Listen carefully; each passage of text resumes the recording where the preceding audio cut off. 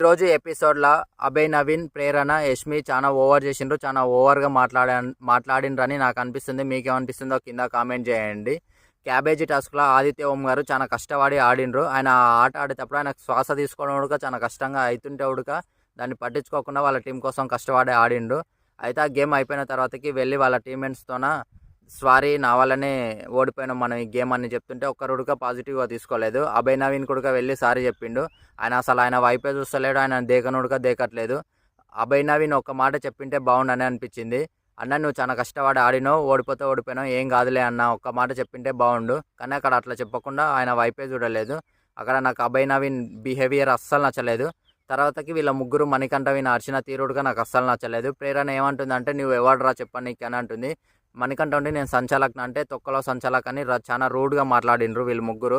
ఈరోజు ముగ్గురు సంచాలకులు చాలా కరెక్ట్ డెసిజన్ చెప్పిండ్రు. మీకేమనిపిస్తుంది?